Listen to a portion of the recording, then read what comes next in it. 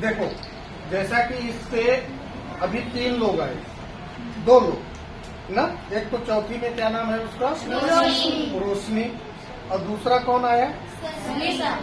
क्या नाम है उसका? सनी साहू। कौन सी क्लास में हो बेटा? छठवीं क्लास में है।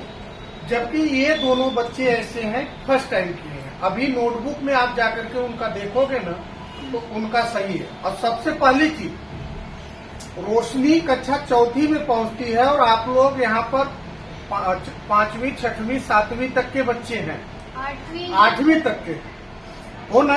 लेकिन आप लोग इस प्रश्न को नोटबुक में नहीं किए, उससे पहले इसने कर दिया। किया कि नहीं किया?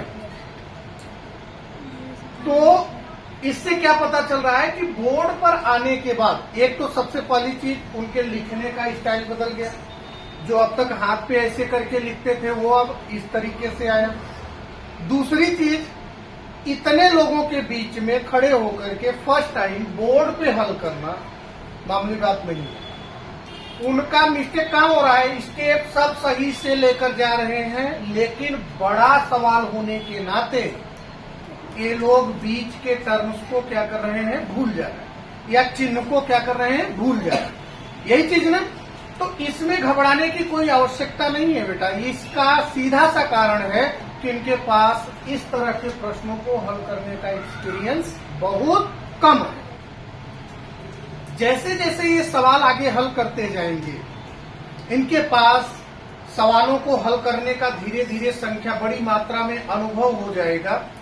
तो ये स्टेप गलतियां जो हो रही हैं वो गलतियां नहीं होंगी। उनको सारे नियम पता है, सब कुछ अच्छे से करते हैं। ठीक है।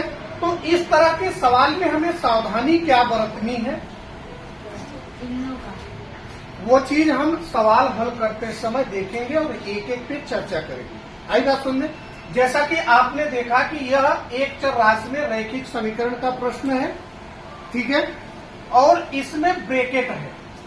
इसमें क्या है? ब्रैकेट। ब्रैकेट वाले प्रश्न है। ब्रैकेट में छोटा मोटा नहीं, बड़े वाले ब्रैकेट, मतलब कई सारे। तो सबसे पहला हमारा काम होगा कि हम इन सभी के ब्रैकेट को सरल कर डालें।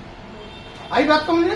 तो हम सरल करेंगे तो ब्रैकेट के बाहर जब पद है तो उनका ब्रैकेट के अंदर के पदों में क्या करते चलेंगे? गुणा।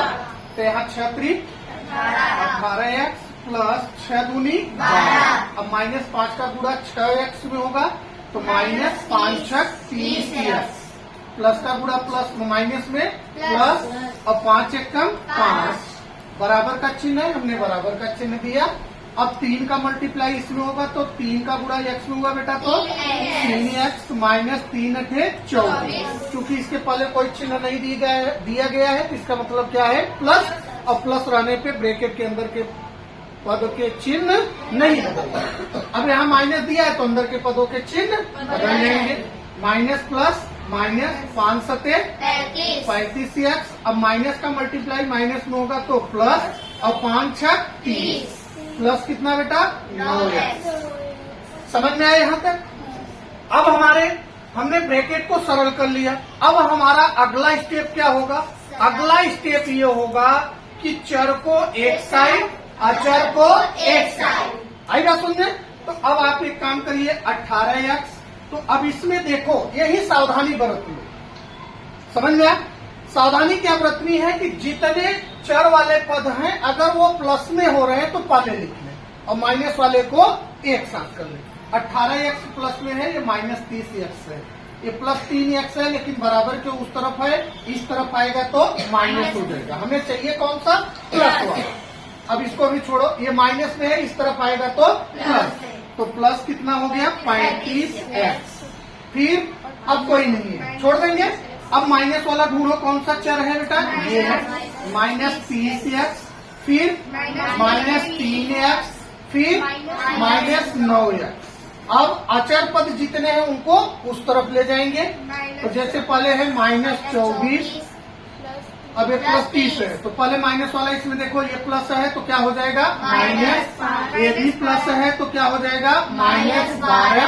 अब क्या बचा बेटा? +30। और कोई प्लस वाला है? नहीं। आई बात समझ?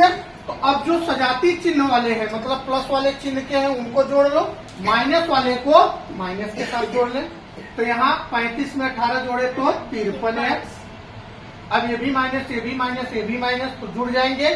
30 3 33 9 42, चिन्ह माइनस का 42x बराबर, ये तीनों निगेटिव है, तो 24 5 29, 29 12 41, हाँ माइनस 41 प्लस कितना बेटा 30। कोई दिक्कत?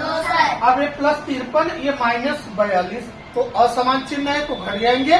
तो 53 में से 42 घटा 11 है बराबर, माइनस 41 में से प्लस 30 घटा बेटा माइनस 11, x बराबर माइनस 11/11 कट गया, x के बराबर आ गया -1। ये हमारा क्या हो गया? आंसर। समझ में? तो अब इस प्रश्न से हम लोगों ने क्या सीखा? हमने ये सीखा कि अगर एक चर राशि में रैखिक समीकरण का बड़ा से बड़ा ब्रैकेट वाला प्रश्न आए तो हम उसको बड़ी आसानी से कुछ स्टेप को अपने माइंड में याद रख करके कर सकते हैं। ब्रैकेट वाले आएंगे तो सबसे पहला काम क्या होगा? ब्रैकेट सरल कर लो। ब्रैकेट सरल करने के बाद पॉजिटिव चिन्ह वाले जो चर वाली हैं उनको एक साथ कर लो, और निगेटिव वाली जो है उनको एक साथ कर लो। चर को एक साइड कर लो, अचर को एक साइड कर लो। जो जोड़ने योग्य है उनको जोड़ते जाओ, जो घटने योग्य है उनको घटाते जाओ। स्टेप में कभी गलती नहीं हो। समझ में आया? कोई दिक्कत? तो अब इस तरह के सवाल देंगे तो आपके दिमाग में ये सावधानी रहेगी। पक्का? चलो गुड।